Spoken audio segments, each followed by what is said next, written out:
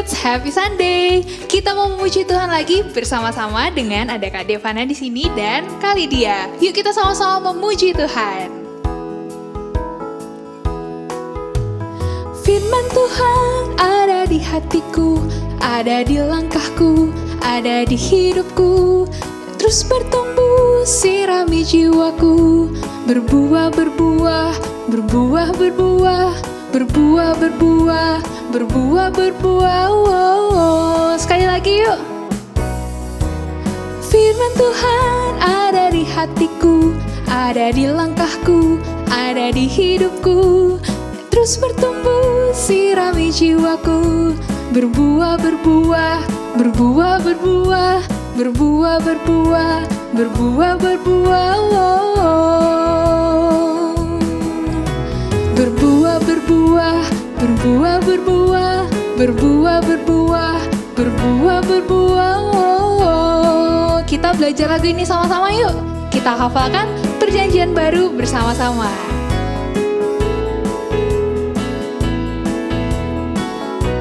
Yuk.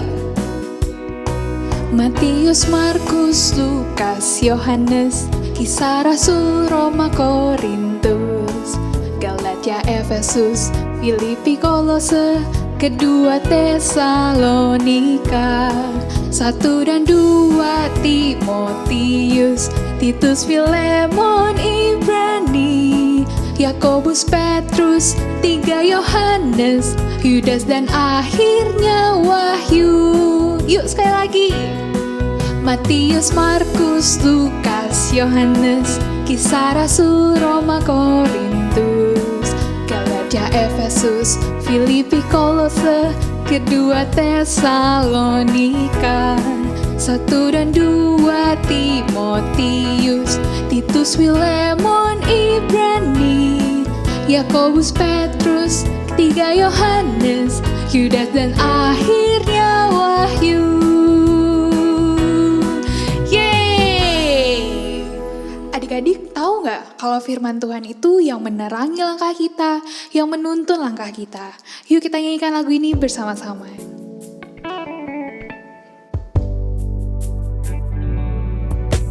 Thy word is a lamp unto my feet, and a light unto my path.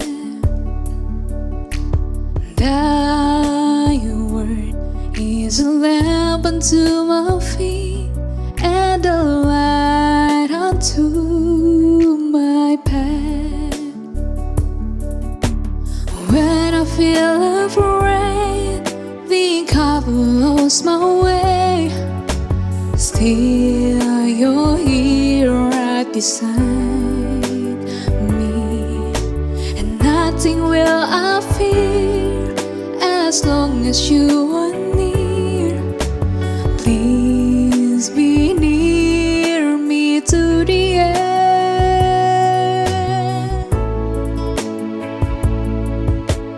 Thy word is a lamp unto my feet, and a light unto my path. Thy word is a lamp unto my feet, and a light unto my path.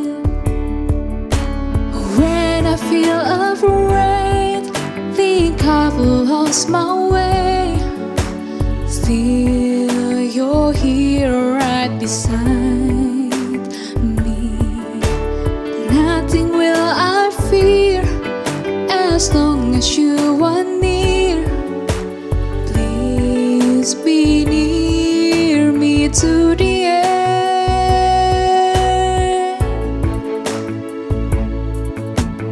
Firman-Mu pelita bagi kakiku, terang bagi jalanku.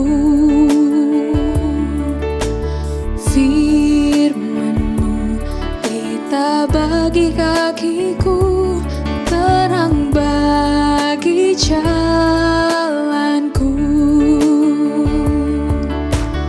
Waktuku bimbang dan hilang jalanku, tetaplah kau di sisiku. Dan takkan ku takut asal kau di dekatku, besertaku selamanya.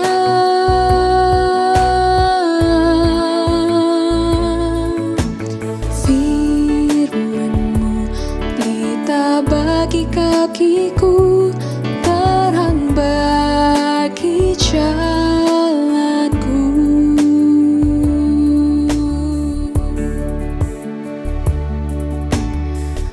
Sebelum mendengarkan firman Tuhan, kita mau berdoa dulu. Yuk lipat tangannya, kita berdoa. Terima kasih Tuhan untuk kesempatan di hari ini kami masih dapat beribadah kepada Engkau Tuhan. Sekarang kami akan mendengarkan firman-Mu. Biarlah Engkau memberikan kami hikmat, biarlah Engkau memberikan kami ketenangan untuk kami dapat mendengarkan firman-Mu dan mengingat setiap cerita yang akan diceritakan kepada kami semuanya. Terima kasih Tuhan, kami sudah berdoa. Amin. Selamat mendengarkan firman Tuhan. Halo adik-adik semua, ketemu lagi dan sekarang tiba waktunya untuk kita mendengarkan firman Tuhan. Nah adik-adik, tadi kita baru sama-sama menyanyikan lagu Firman-Mu pelita bagi kakiku dan terang bagi jalanku.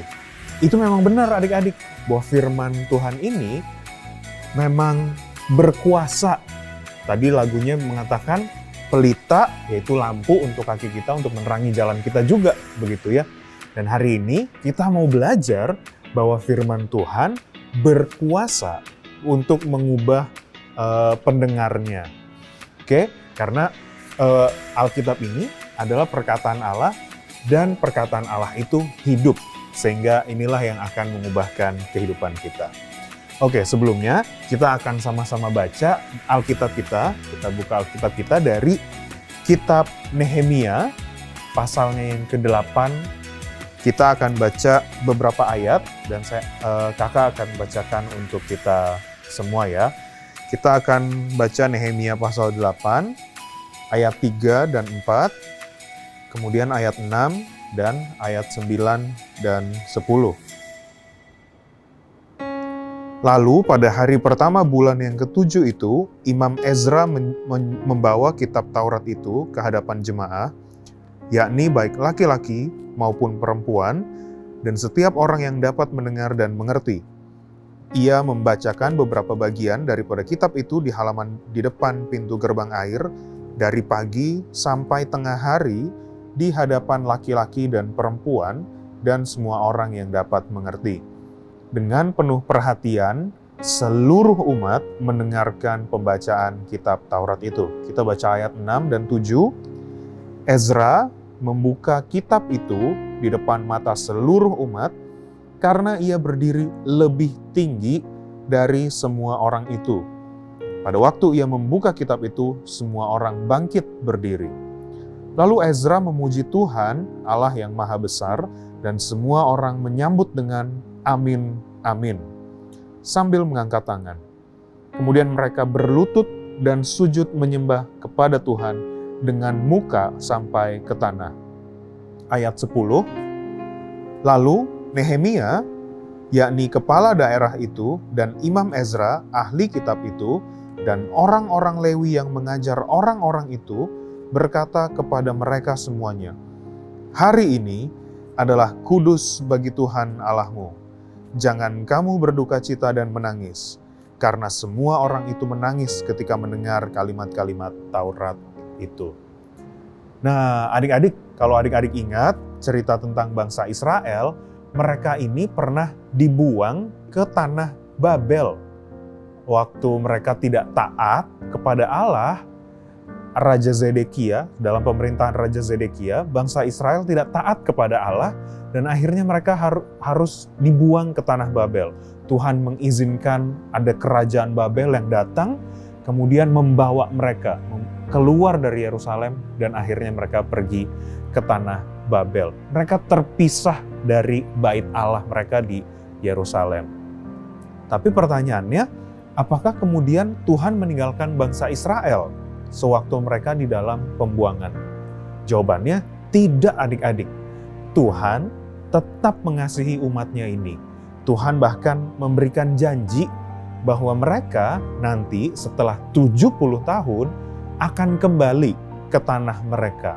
Mereka setelah 70 tahun mengalami pembuangan, Tuhan berjanji akan mengembalikan mereka ke tanah Yerusalem.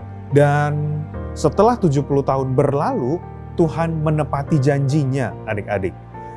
70 tahun kemudian, Tuhan Allah menggerakkan hati Raja Artasasta yang memerintah pada saat itu, dan ia mengizinkan agar umat Israel, agar orang-orang Israel bisa kembali ke Yerusalem dan membangun bait Allahnya. Dan mereka akhirnya bisa pelan-pelan berangkat ke Yerusalem. Bersamaan dengan mereka, adik-adik, ada juga Imam Ezra yang tadi namanya kita baca di Alkitab kita. Nah, Ezra ini adalah imam yang dia juga ada waktu di Babel, mengikuti masa pembuangan juga. Dan Ezra ini adalah orang yang sangat-sangat mengasihi firman Tuhan, sangat-sangat mengasihi firman Allah. Dia mempelajari firman Allah, dia menaatinya, bahkan dia juga mengajarkan firman itu kepada umat Allah. Dan satu hari, ia menerima surat dari Raja Artasasta tadi ya. Ia dibolehkan untuk pulang ke Yerusalem bersama dengan orang-orang Israel, bersama dengan orang-orang sebangsanya ya. Dan Tuhan yang menggerakkan Raja Artasasta itu, menggerakkan hati Raja Artasasta itu, juga berbaik hati kepada orang-orang Israel. Ia memberikan perbekalan buat mereka pulang ke Yerusalem. Karena perjalanan dari Babel ke Yerusalem itu jauh adik-adik.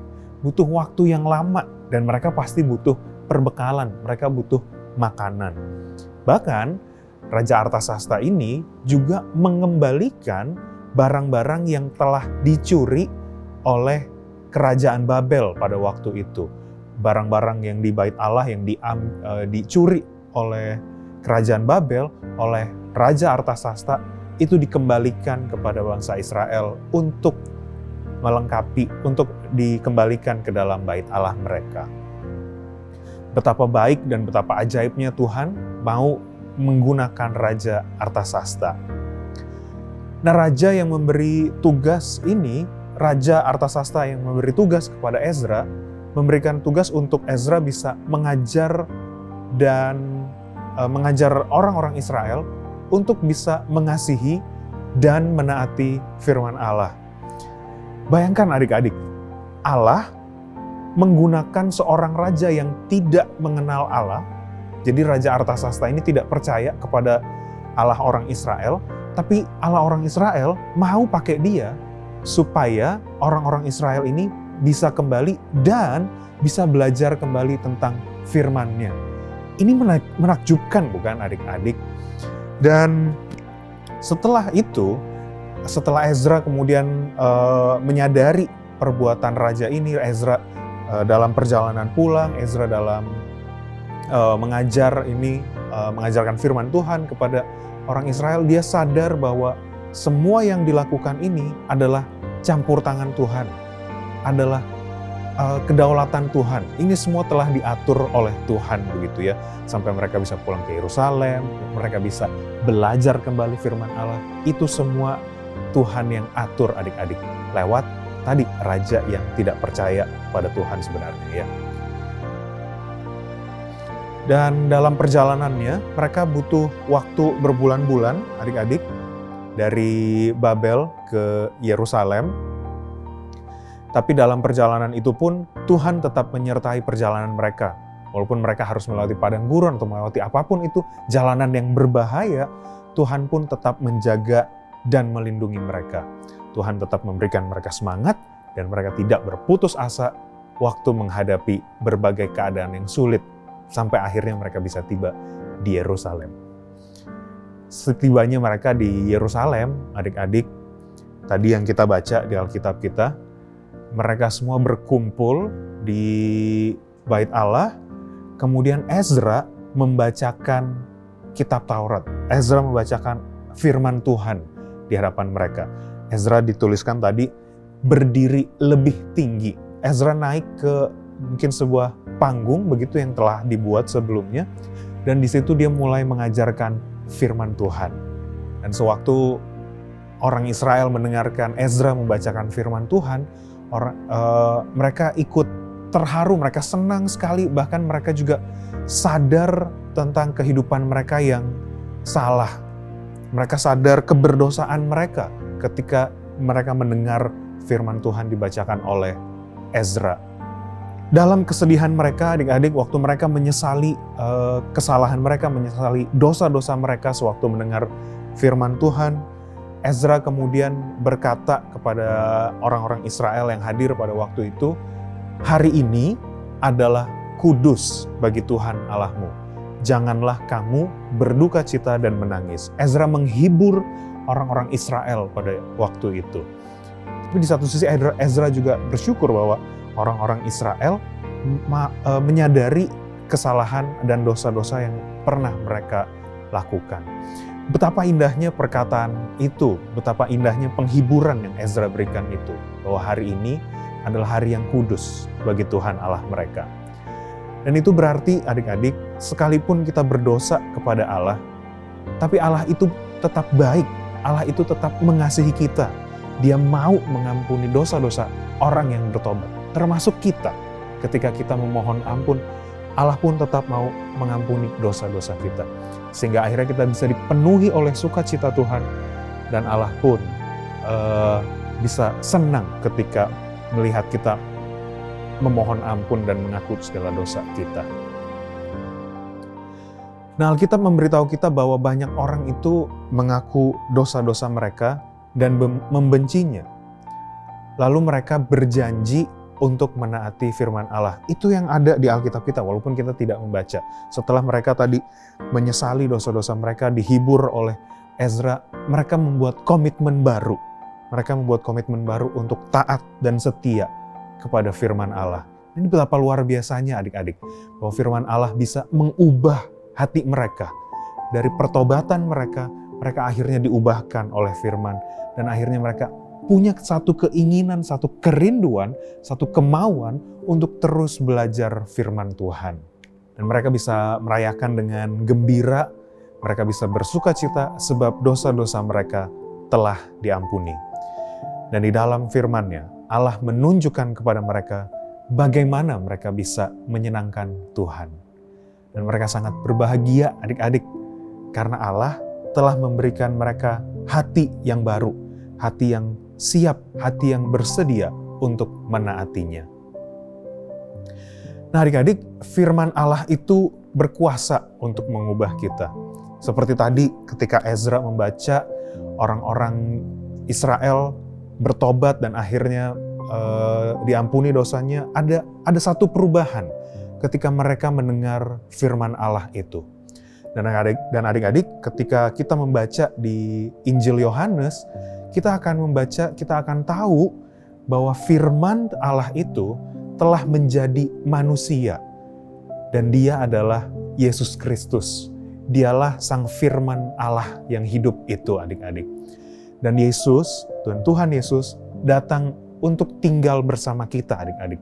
Dia yang menunjukkan betapa kita tidak sempurna, betapa kehidupan kita tidak sempurna. Dan dia juga yang mengubahkan hati kita. Sehingga akhirnya kita bisa mengasihi Tuhan. Nah, adik-adik, kakak mau tunjukkan bagaimana firman Allah itu bisa menunjukkan betapa kita berdosa, adik-adik. Kita akan lihat satu peragaan mungkin dari adik kita yang sedang menatap cermin gitu. Kalau kita perhatikan adik-adik di cermin ini, wajah adik kita ini ada titik hitamnya, ada kotorannya adik-adik. Dan sebenarnya ketika kita membaca firman Tuhan atau mendengar firman Tuhan ini seperti sebuah cermin adik-adik. Dan kita bisa melihat bagaimana kita kotor, bagaimana kita berdosa, bagaimana kita punya salah. Tapi ketika kita akan menghapuskan kesalahan kita akan menghapuskan noda hitam itu dari wajah kita, tidak bisa kita lakukan. Justru kita malah makin mengotori muka kita. Sama seperti adik kita ini adik-adik. akhirnya kita membutuhkan firman Allah atau kita membutuhkan orang lain, kita membutuhkan seseorang lain untuk bisa menghapuskan noda hitam itu. Dan itulah anugerah pengampunan yang Tuhan berikan. Dan kita bisa menghapuskan, kita bisa dihapuskan dari kesalahan kita, itu hanyalah pertolongan Tuhan sendiri. Dan itulah yang firman Allah lakukan, adik-adik. Firman Allah menunjukkan, firman Tuhan menunjukkan bahwa kita ini adalah orang-orang yang berdosa. Dan kita tidak bisa membersihkan diri kita sendiri dari dosa. Hanya Allah sendiri, Allah yang penuh kasih itu, yang mau mengirim anaknya yang tunggal, Tuhan Yesus Kristus, untuk mati dan menggantikan hukuman dosa kita, dan membebaskan kita dari hukuman dosa. Dan hari ini adik-adik kita belajar bahwa melalui kisah Alkitab ini, kita sadar bahwa Allah selalu mau mengampuni kita, anak-anaknya, betapapun besarnya atau betapapun banyaknya dosa yang pernah kita lakukan, adik-adik. Dan lewat pembelajaran hari ini juga kita belajar bahwa Tuhan bisa mengubahkan hati kita lewat firman Tuhan, dan sehingga ketika hati kita diubah, kita bisa menaatinya, kita bisa punya keinginan untuk mempelajari firman Tuhan, dan kita pun punya kemauan untuk memberitahukan kepada orang lain tentang apa yang dikatakan oleh firman. Sama seperti apa yang Ezra lakukan tadi. Nah, adik-adik, demikian yang mungkin kita bisa pelajari sampai hari ini, untuk minggu ini. Dan semoga lewat firman yang telah kita dengar, kita pun sama-sama bisa diubahkan, adik-adik. Mari kita tundukkan kepala kita dan kita akan berdoa. Bapa yang baik, terima kasih kalau Tuhan boleh menunjukkan dan memberikan firman-Mu kepada kami. Bahkan lewat firman-Mu ini kami sadar betapa kami memiliki banyak dosa, banyak kesalahan ya Tuhan. Tapi kami bersyukur bahwa Tuhan berkenan mengampuni kami. Tuhan masih memberikan kami kesempatan ya Tuhan, untuk kami bisa berubah, kami bisa kembali menaati firman-Mu ya Tuhan.